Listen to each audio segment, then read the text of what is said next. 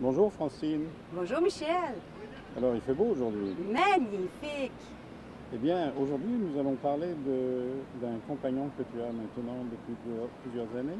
C'est le magnifique chien, ou plutôt chienne, qui est avec toi et que nous appellerons Mira parce C'est que son vrai nom on va le conserver caché. c'est ça. Pourquoi? Pourquoi? Parce que sinon, quand moi je travaille avec ma chienne, parce que c'est une femelle, elle va avoir 6 ans au mois de juillet. Ça fait 3 ans qu'elle est avec moi. C'est que les personnes, quand ils nomment son nom sur le trottoir, comme sur le côté de la rue, ils vont dire «Allô?» Puis il va donner son nom. Mais elle, ça va la déconcentrer dans son travail. Puis c'est pas bon. C'est préférable de ne pas mentionner le nom, le vrai nom. Alors nous allons pouvoir parler du travail de Mira et d'où elle vient d'abord. Est-ce que c'est effectivement de la Fondation Mira? Oui, elle vient de la Fondation Mira. C'est mon chien guide et mon chien d'assistance en même temps. C'est ma quatrième compagne dans mes 23 ans de carrière de chien guide et chien d'assistance. Mais il faut qu'on explique un petit quelque chose que peut-être nos téléspectateurs ne sont pas au courant, c'est que non seulement tu es aveugle, mais tu es également, euh, comment est-ce qu'on appelle ça? Paraplégique? Oui, C'est ça oui, le nom, hein? oui, c'est C'est-à-dire ça. que tu ne peux pas te servir de tes jambes, tu ne peux C'est pas te ça. mettre debout en fait. Non, je peux pas du tout. Alors ça c'est un problème. Et Oui, ce chien a été spécialement dressé pour adresser ta condition particulière. oui, spécialement, elle est unique au monde. Il n'y en a pas aucune comme elle. C'est pour ça que les chiens guides en premier et les chiens d'assistance en deuxième. Chien guide pour personnes non-voyantes comme moi, parce que je suis une personne aveugle. Je suis la seule. Il n'y en a pas d'autres. Il y a eu à un certain moment donné un monsieur, mais ça n'a pas fonctionné. Pourquoi moi que ça fonctionne si bien? C'est parce que mon premier entraîneur que j'avais, quand j'ai eu mon premier chien guide, j'ai tombé en fauteuil roulant après. Puis j'avais peur qu'on m'enlève mon premier chien. Il s'appelait Kim, c'est un Golden Retriever blanc. Puis je l'aimais tellement, ce chien-là, puis tout ça. Puis j'ai dit, faut pas que tu me l'enlèves, je veux garder mon chien. Puis mon entraîneur a dit oui, elle dit, je comprends. Elle dit, on va essayer de voir ce qu'on est capable de faire. Fait que là, bien, en fauteuil manuel, on essayait à l'extérieur sur le trottoir. Sauf que les trottoirs, ils ont tous une inclinaison vers la rue d'un certain degré. Alors, je ne pouvais pas tenir mes roues pour être capable d'avancer ou quoi que ce soit parce que je tombais toujours dans la rue, ce qui était très dangereux. Fait qu'à ce moment-là, bien, on est venu à une conclusion. On loue un fauteuil motorisé pour 1 mois. On essaie des tests, on essaie. Et elle et moi ensemble, à la maison, on a réussi à faire une technique spéciale que maintenant les entraîneurs connaissent la technique et puis l'utilisent quand ils ont besoin d'un chien guide pour une personne non-voyante qui est en fauteuil roulant Donc motorisé. est-ce qu'il y en a d'autres actuellement qui utilisent à la fois un fauteuil roulant motorisé et un chien guide? Non, il n'y a pas personne de complètement non-voyant, il n'y a pas personne du tout. Il y en a qui ont une résidus visuelle qui voit un peu, Oui. mais le chien n'est pas entraîné comme mon chien à moi. Ah oui. C'est différent parce qu'eux, ils sont entraînés pour une personne en basse vision qu'on appelle. Ça, il y en a, mais c'est pas chien guide. Peux-tu nous montrer comment elle fonctionne? Oui, Est-ce oui. que, bon, disons que tu vas y aller en avant, comment tu fais? Premièrement, je donne le commandement. Debout. Bonne fille. OK. Alors, là, sur la pelouse, c'est trompeur parce que je ne peux pas tenir son harnais dans la pelouse, OK? Ah bon? On tient le harnais tantôt. Tantôt, ma belle-fille, oui. On ne peut pas tenir le harnais dans la pelouse parce qu'elle n'a pas de point de repère. Il n'y a pas de trottoir, il n'y a pas de circuit, il n'y a rien du tout. Ah, Alors, d'accord. on tient juste la laisse dans la pelouse. Alors, il va falloir qu'on se déplace de place. Ok, ben commence. OK. On va aller vers la piste en asphalte. Oui. Ok, allons-y. Allez, ma belle-fille, debout. Au pied. En avant. Tiens.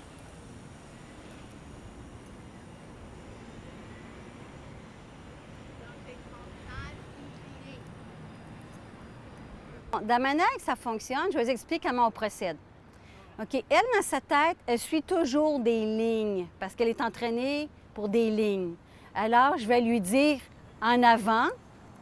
Elle, automatiquement, elle va suivre le bord entre le trottoir et l'asphalte. Elle va suivre. Puis là, elle suit tout le temps, elle suit son chemin comme ça. En avant, ma belle-fille. Ce qui arrive, c'est que j'avance toujours. Puis quand il n'y aura plus de chemin, c'est moi qui dois donner. Non, touche pas. Je lui donne la direction. Alors, en avant. Là, il n'y a plus de chemin, mais par contre, vu que je suis sur l'asphalte, je garde toujours ma main sur le harnais. Puis la manière que ça fonctionne, je vais rester ici un instant. La main sur le harnais, c'est qu'une chose importante tantôt, j'ai oublié de dire. Le harnais n'est pas fait conforme comme un harnais régulier d'une personne qui a un chien guide. Une personne qui OK? marche. Une personne qui marche et qui a un chien guide. Parce qu'habituellement, une personne qui marche, le harnais va vers l'arrière de la personne. Sauf que moi, je ne peux pas le faire comme ça. Mon harnais, il est tout courbé comme ça, à ma hauteur à moi, pour que je sois capable d'avancer avec elle, puis pour pas aussi que je mette mes roues sur ses pieds aussi, parce que ça fait mal, ça. Oui, parce que ton fauteuil, il est lourd. Oui, il est lourd. Oui. Oui. Juste les piles, c'est 50 livres, les piles. Oh. C'est 2 grosses piles marines longue durée. Ouais. Et avec ça, tu peux te promener combien de temps? Sur du terrain plat, je peux faire un bon 12 heures et plus. Oula, c'est mieux que les voitures électriques. Oui, c'est ça. Mais il faut que je branche à tous les soirs, par exemple, Ouais. quand je veux faire des distances comme ça. Puis, quand c'est en pente, ben là, je peux arriver à 10 km. Ben, 10 heures. Ouais. Harnais, c'est que la courbe est vers moi, à ma hauteur. Moi, ma main, je la mets toujours au fond. Debout, ma belle-fille. Je la mets toujours au fond parce que vu qu'elle part avant moi, il faut qu'elle ait toujours une petite distance avant moi pour que je puisse la suivre. Parce qu'étant donné qu'elle la voit pour moi, elle me prête ses yeux, alors moi, je la suis. C'est le même principe que quelqu'un qui marche, sauf que moi, il faut qu'elle pense à sa tête que c'est plus large. C'est juste ça. Elle suit toujours les lignes. Alors, quand elle s'en vient près du trottoir, je donne G pour qu'elle tourne vers la droite, parce que c'est dans la direction où je m'en vais. Alors, elle suit la bordure du trottoir. Et que là, on y va, jusqu'au prochain coin de rue. Ouais. L'avant, ça veut dire qu'elle avance toujours en direction droite devant moi. Elle suit toujours la bordure du trottoir. OK. C'est une bonne fille. Puis des fois aussi que je dis beaucoup de mots d'encouragement, alors ça l'encourage. OK, rampe. Rampe, ça veut dire qu'elle va jusqu'au coin de la rue, puis automatiquement, elle arrête à tous les coins de rue. Alors, je lui dis A, qui est le signe qu'on traverse, on va vers la gauche. A, mais je tourne toujours délicatement pour ne pas accrocher sa patte. Bon, pour traverser la rue, moi, j'écoute la circulation. OK? Quand les autos sont parallèles à moi, ça veut dire à ma droite, à ce moment-là, c'est que je peux traverser. Par contre, si j'entends une automobile qui s'en vient vers ma gauche, qui est perpendiculaire à moi, je ne traverse pas, j'attends. Là, actuellement, il n'y a aucune voiture, je peux traverser. En avant. OK. Allons-y. Tiens. Rampe. Bonne fille. A, doucement. Bon, aussi, quand on a des feux de circulation, elle ne connaît pas les couleurs, alors c'est moi qui dois lui dire quand traverser. On va toujours vers le prochain coin de rue, sauf que, porte attention, ici, on attend toujours ici à ma gauche, il faut vérifier parce qu'il y a un restaurant, au cas où qu'une voiture qui s'en vient devant nous. Alors, il n'y a pas personne actuellement, on peut y aller. En avant.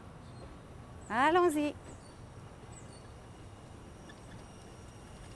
Voici, là, les autos sont perpendiculaires à moi, alors je dois attendre à mon feu de circulation.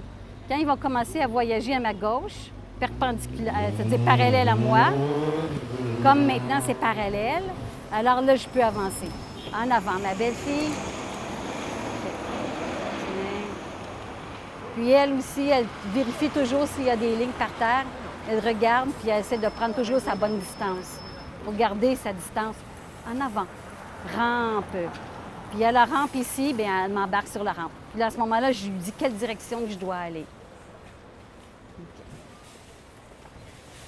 Bravo. Ici, elle a arrêté. Alors, c'est plus étroit. Alors, je lui ai dit en face. Alors, elle se tourne de bord, puis elle se met devant moi. En face. Alors, elle recule.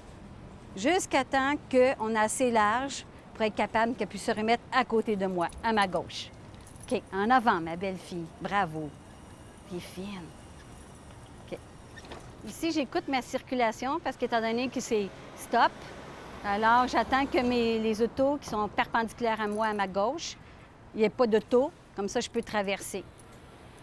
Mais je fais attention à ceux qui sont parallèles pour qu'ils tournent vers moi afin que je ne puisse pas me faire frapper. Fait que là, tout est correct. C'est beau. En avant, ma belle fille.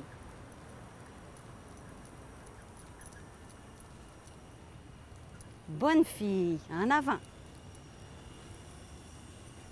Tu fais ça très bien. OK. Reste. Bon, là, maintenant, pour rentrer, c'est elle qui doit appuyer sur le bouton. Parce que ici, c'est des portes électriques. Alors, pour elle, c'est bouton. Pouce. Bonne fille. Ça, c'est une bonne fille. Moi, je tiens la laisse, puis je rentre ici à l'intérieur. Et voilà. Toujours en face, ma belle fille, parce que c'est étroit ici. En face. Oui, bonne fille. Ouais. OK. G. En avant. Ah, les boutons. OK. OK. Bon. A. A, c'est tourner à gauche. En avant. Bon, ici, on est rendu dans les des jets d'eau d'enfants. Puis l'été, on aime bien ça se rafraîchir. Alors, nous, on vient ici. Fait que là, maintenant, je vais lui dire d'avancer. Sauf que là, c'est pas une ligne droite, c'est une ligne courbe. Alors, elle va suivre la ligne. OK? Debout, ma belle-fille. Debout. Bonne fille. Suis. En avant. Suis la ligne. Fait que là, elle va suivre la ligne, la courbe tout le long. C'est comme ça. Suis la ligne. Suis la ligne. Fait qu'elle regarde toujours parce qu'elle veut suivre toujours sa ligne.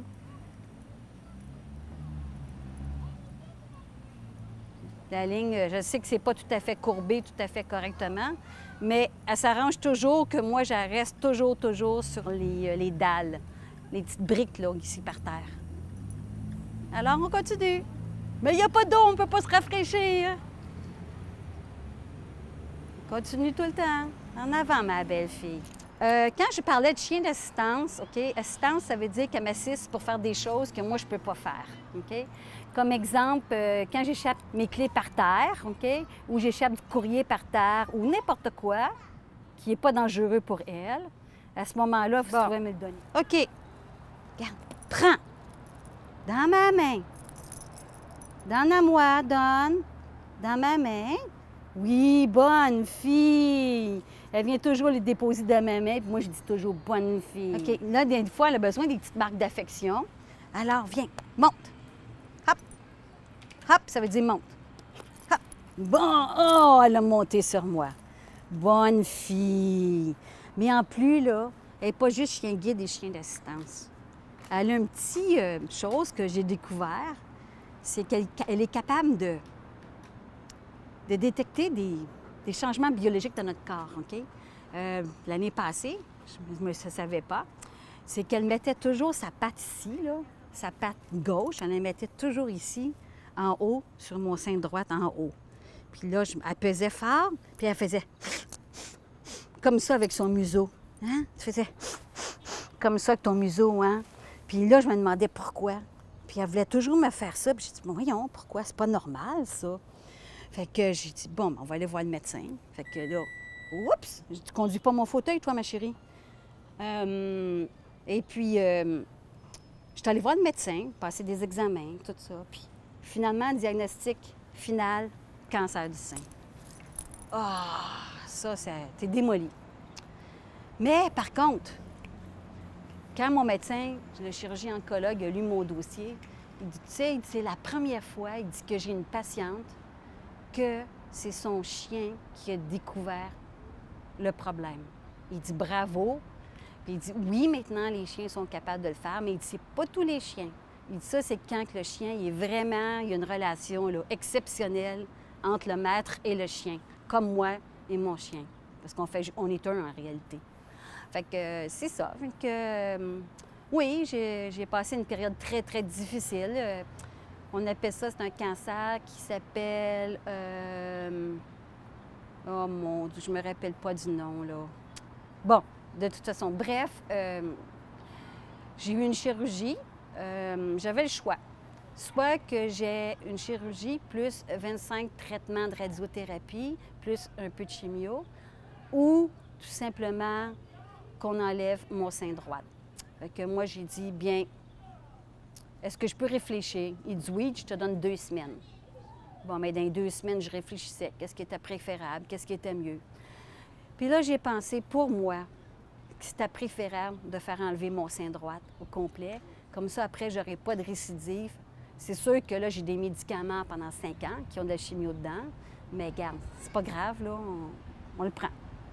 Et puis, bref, quand c'est arrivé, tout ça, le médecin, après, quand j'ai eu ma chirurgie, il m'a dit « Tu as pris la meilleure décision. » Parce qu'il dit « C'est sûr que si tu aurais pris l'autre décision, il aurait fallu que tu reviennes encore en chirurgie puis encore d'autres traitements de radiothérapie parce que ça revient toujours. » Fait que je suis bien contente d'avoir pris cette décision-là. Puis aujourd'hui, bien, si je t'en vis puis ça va bien, bien, c'est grâce à elle. Elle, la bonne fille. Allez, viens. Il fait chaud, hein? Je pense que tu as chaud aujourd'hui, là. Ouais. Hey, viens. Allez, viens, ma fille. Viens. Embarque. T'as chaud, hein? OK. Allez, viens. Monte. Hop. Monte. Embarque. Oui. Bonne fille. Mais moi, là, je te donne un beau câlin, là. Puis que je t'aime beaucoup. Parce que tu m'as sauvé la vie. Puis je suis en bonne santé maintenant. Grâce à toi. Hein? S'il y en aurait bien des chiens comme toi là, qui feraient ça, qui diraient à des humains, là, ça irait bien. Hein? Merci, ma belle-fille, de tout faire ce que tu fais pour moi. Je t'aime beaucoup. Je suppose que, comme moi, vous avez été touché par cette belle complicité entre Mira et Francine. C'est une belle histoire que nous aimerions tous voir bien finir. Mais cela dépend en partie de nous. Francine n'est pas riche et une chienne entraînée comme Mira coûte une petite fortune. Même si Francine n'a pas eu à débourser les 70 000 $ que coûte une telle chienne, elle doit cependant payer pour sa nourriture et tous les soins vétérinaires. Je la laisse vous expliquer elle-même son problème. Hop, hop. Elle m'a donné la patte gauche, alors je sais qu'elle est gauchère. Allez, hop, on embarque. Allez, hop, hop. Bonne fille. Bon, maintenant. Bien, ma belle-fille, elle a un problème. OK? Elle a une masse ici, en haut d'une dent. OK? Qui est justement où est mon doigt. Une masse qui est là. Et cette masse-là, il faut qu'elle soit enlevée. Qu'est-ce que c'est? Je ne sais pas. Maintenant que vous connaissez le problème, voyons ce que nous pouvons faire ensemble. Je suis allé au renseignement et j'ai l'estimé de la clinique vétérinaire. Le voici. Bien sûr, connaissant la situation de Francine, la clinique vétérinaire a réduit les frais au minimum en ne chargeant que le quart de son tarif horaire pour l'opération elle-même. Avec les taxes de vente, et oui, il y a de la taxe aussi sur la misère des chiens, cela fait un montant de 654 $. Si Francine retarde trop l'opération, nous ne savons pas quelles seront les conséquences, mais je me sentirais vraiment mal à l'aise si Francine devait perdre Mira pour une telle somme. Vous avez aimé le petit film sur Mira et Francine? Alors un petit 10 $ ou 20 $ permettra à Mira d'être soignée correctement et vous, moi et Francine dormirons plus tranquilles. Mira et les humanistes du Québec vous disent merci d'avance.